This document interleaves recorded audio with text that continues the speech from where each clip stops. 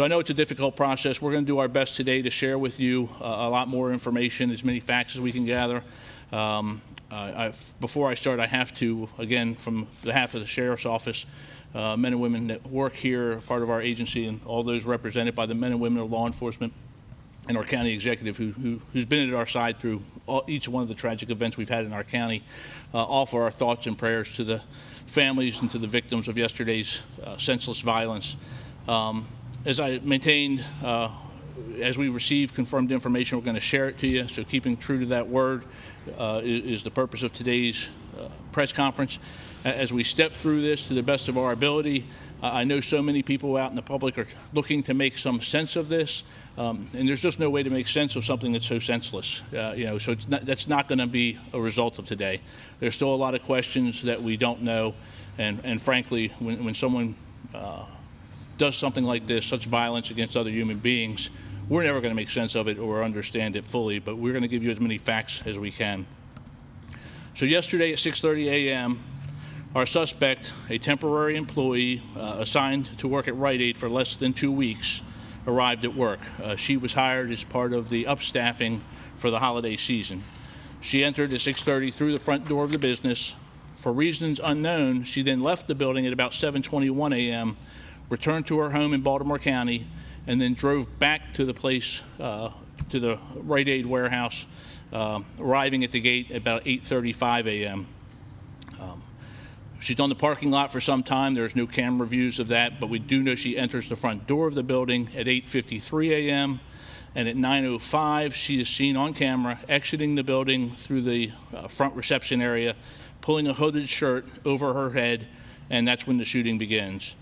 She shoots her first victim outside before re-entering the business at 9:07. There are some other shots that are fired outside, but they do not hit anyone. She continues shooting inside the building, where there's a total of 65 people, employees of Rite Aid, both full-time employees and temporary employees, working in the building, firing what we believe to be a total of 13 rounds, injuring 5 others before finally shooting herself. Today, I have the unfortunate and difficult task of releasing the names of those community members who were just going about their daily lives before being a victim in this senseless act of violence.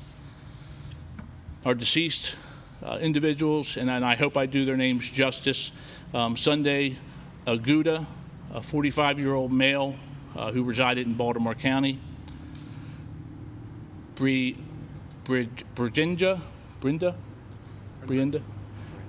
Brenda Bindra Geary, a 41-year-old female, also from Baltimore County, who is deceased, and Halen Reyes, a 41-year-old female from Baltimore City, who was deceased.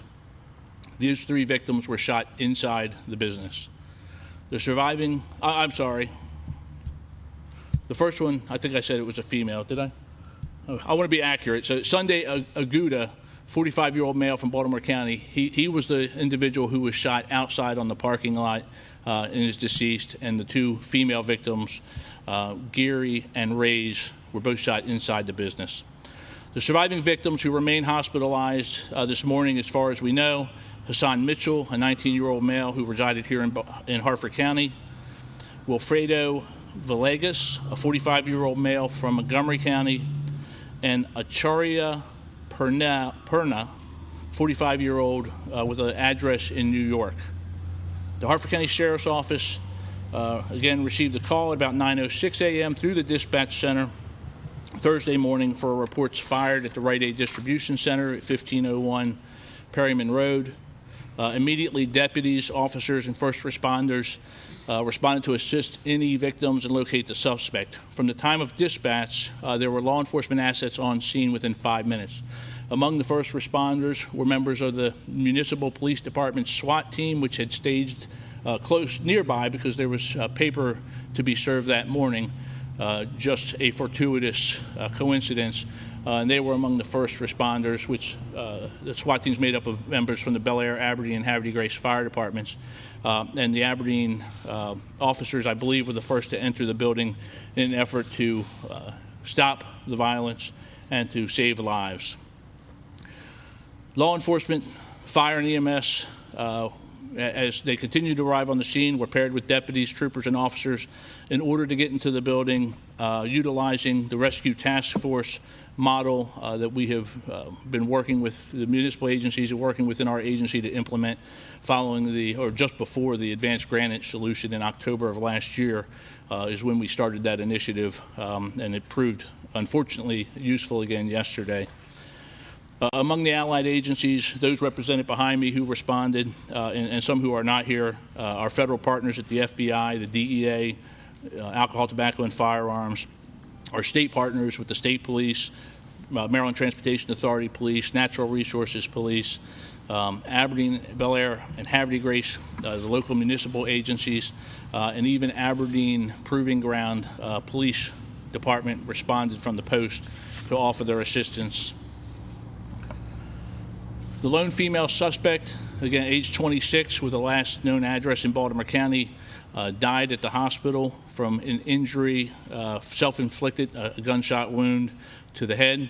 It actually was, from what we have been told by witnesses, it was 2 shots. The first shot that she took was more of a grazing wound, and she actually shot herself a second time. It was the fatal injury, and that is, as reported to us from eyewitnesses at the scene. The weapon used was a Glock 17 9mm.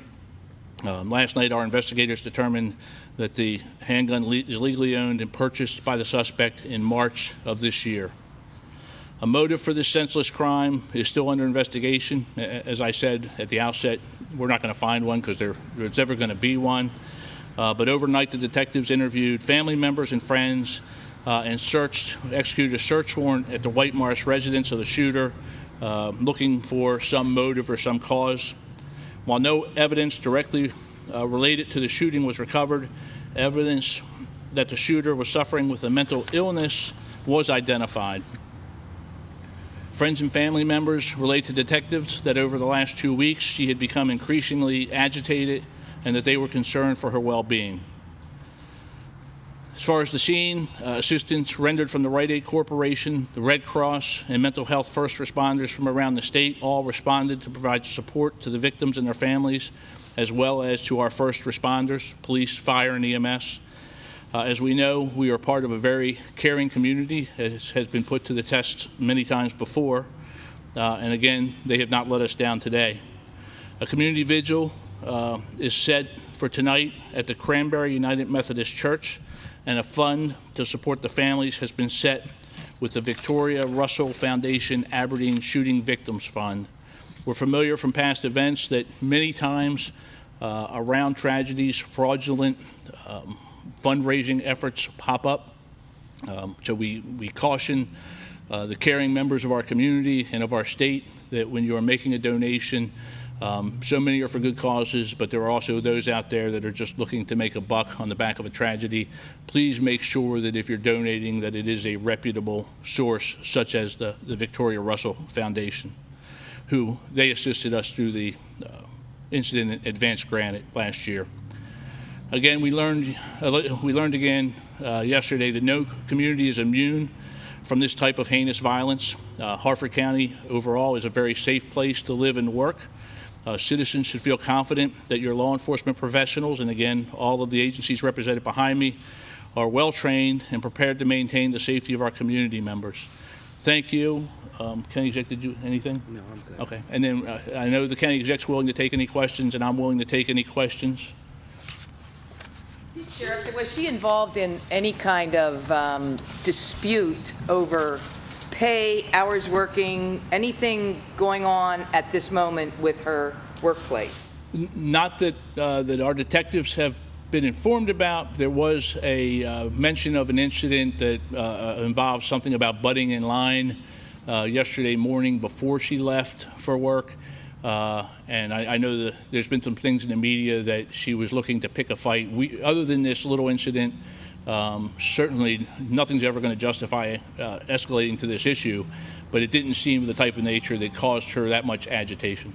One over here. Which hospital was it that she was brought to and died at? Was it Bayview Medical Center? That's correct, sir. Yes, okay. Bayview. And then the second question is, did she, in the security camera footage, was she aiming towards someone when she was walking into the building, or was it more of just shooting anywhere? I haven't seen the footage. I mean, it appears that she was certainly targeting individuals. You know, how well she was taking to aim. The little bit of footage that I saw myself, she was moving pretty quickly, so not taking a lot of time to aim. A total of 13 rounds that we know of were fired, and you know, with that, we have 7 people who. 6 victims and herself who those bullets touched. So you don't have to be highly accurate when you're in close quarters. What about in her social network? Did you hear from friends or family that she had problems? And can you tell us a little bit more about the mental illness? Well, I don't want to go into specifics about her medical condition, but she was diagnosed with a mental illness in, I don't know if we have the time, in 2016. So that's as far as I'm going to go with it at this point. Right here. Yes. Yeah. What is the precaution of the safety at the Rite Aid facility itself? That how could she could take the gun inside? Was there any measure taken by the Rite Aid? Well, I think the question is how the security set up for the Rite Aid facility. They have security, unarmed security on the properties. They own several buildings there, or at least several buildings there, properties that security is responsible for. It is uniform, unarmed security. At the time of the shooting, and to the best of our investigation at this point, there were no uniformed officers over at 1501 at the building, the site of the event yesterday at that time. As far as access to the building, and again, this is preliminary, but there does not seem to be any controlled access beyond locked doors and stuff, but would seem to be open because she chose to begin this shooting at break time when the employees had come out from the back and gone outside. Sheriff, we have one over here. Yes. The timing of the self-inflicted gunshot wound, was that before police arrived, after police arrived? It was before police arrived. Could you spell the victims' names? We'll get them to you after this. We'll get them to you. Put them all out on social media, the spellings of their names and their ages. I'm a little confused on how could she legally purchase a gun if she had mental illness that had been diagnosed?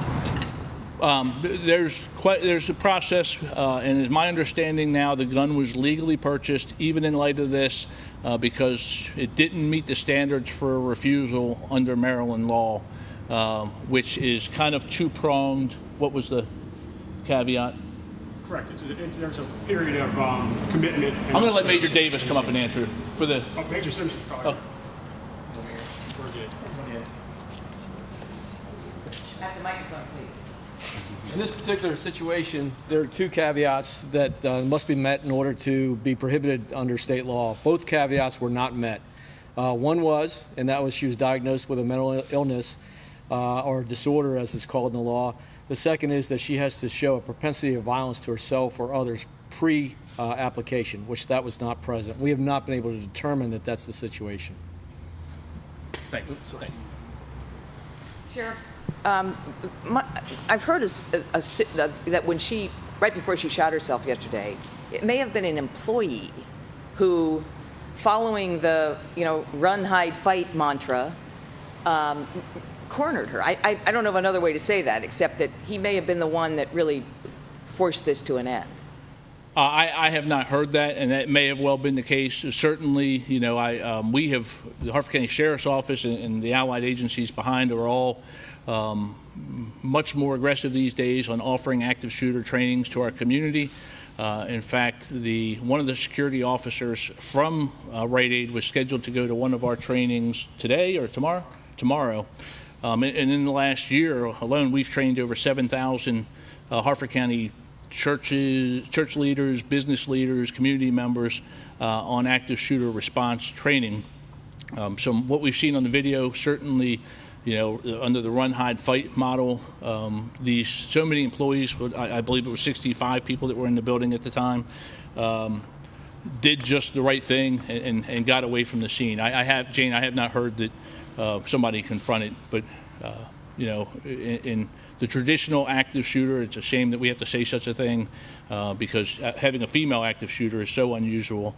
But in the traditional active shooter, we see shooters shoot until they have enough rounds just to end their own life at the end of their own carnage. So, Sheriff, has the frequency of these active shooter trainings within your department increased since last year's shooting in Edgewood? Oh, greatly so. Yeah, we were doing some before, but we have greatly increased, and I think that's probably true of any police department, probably across the nation. And then we have right next to it. Sheriff, is there any evidence or anyone you've interviewed who said that she said anything during this whole encounter? And do you know what her job position was? Did she have a security job position? She did not, and that's something that we've heard out in the rumor mill, and it's something that detectives have explored. At one point in time in the past, apparently she has worked as a security officer and had a valid Maryland handgun permit, which expired, I believe it was in May of 2018. She was not employed in any sort of security capacity. We believe, detectives believe that in that gap where she left work, that she went to the house and retrieved her firearm, and she also brought with her pepper spray and a pair of handcuffs that were found on her body. That there was no forewarning, or other than her leaving, there was really nothing unusual said or done by her, other than that little thing about butting in line in the morning at 7 o'clock at the initial 6:30 at the initial reporting time. When you say butting in line, can you clarify what you mean by that? Just from what detectives have told me, I assume that the process is when they open the doors for the workday, that they come through and probably punch in, and that's the way I'm taking it, that when they punch in for work, that she cut the line to be in front of other people. Okay. And someone had it. And someone said something to her and words were exchanged, but nothing that led to some of the things that we have heard in the press, that there was a more of a strong disagreement. Jeff Hager. Sheriff, is it true that you guys hauled away the suspect's car, and did you find anything inside that car? We did. It was not her car that she arrived to work in. It was a friend's car that she brought to work that day. We did locate it on the parking lot there, and detectives have towed it to one of our facilities where a search warrant will be executed later. That has not happened yet, so we do not know if there's any other information, a note or a phone or something where we can get additional information as to a possible motive.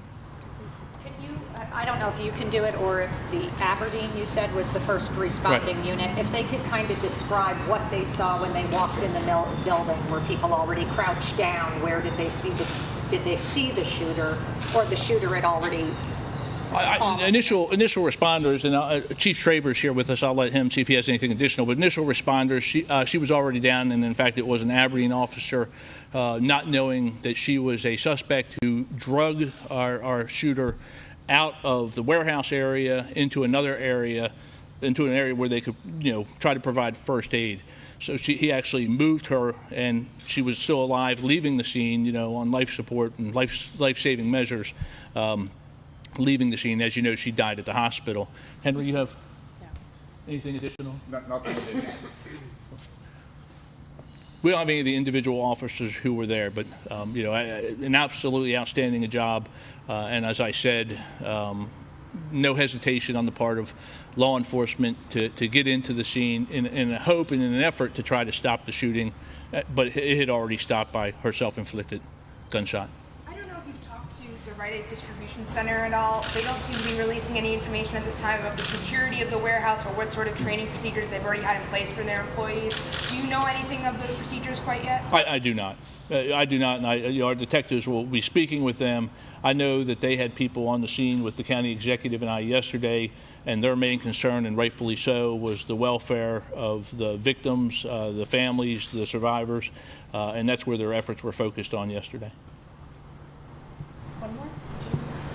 You said yesterday we're standing here again in another familiar position. Can you reflect back on these past several years and why you think Harford County has had the misfortune of these 3 terrible incidents? I just think, I don't want to say unlucky. I just think it's a state of where we are. I think,